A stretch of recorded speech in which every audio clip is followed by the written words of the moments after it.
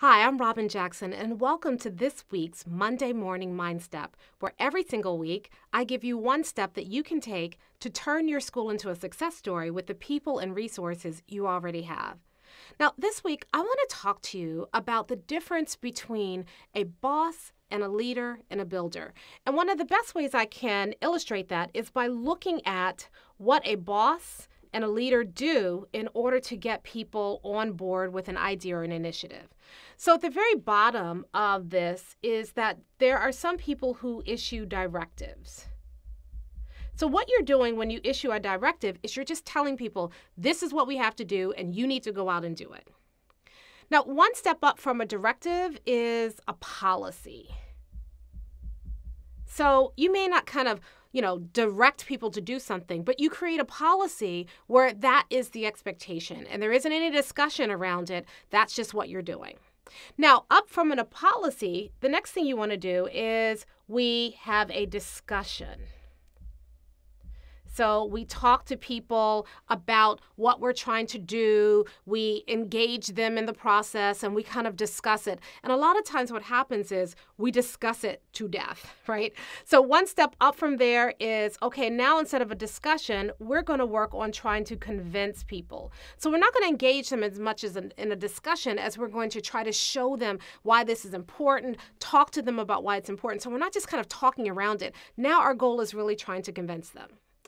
Now, the next step up from that is that we want to inspire people. So rather than just convince them that this is the right thing and get their logical assent, we're trying to get their emotions involved, and we want to inspire them.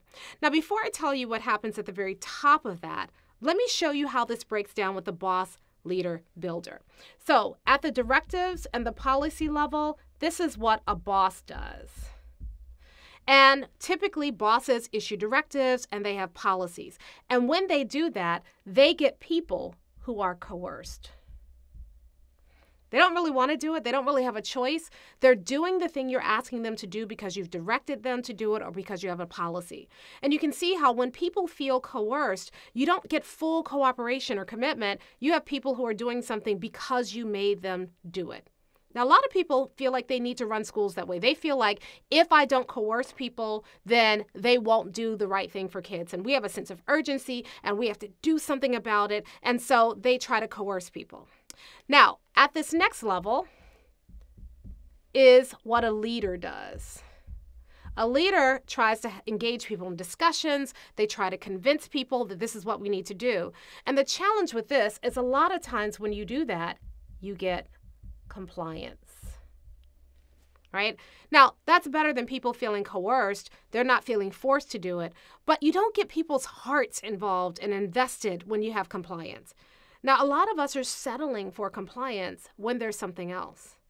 So at the next level, we have inspiration, where we try to inspire people. And then we do something that only builders do, and that's invite. You see, when you invite people to something versus trying to inspire them, here's a big difference. When you inspire them, you are getting them excited about what could be.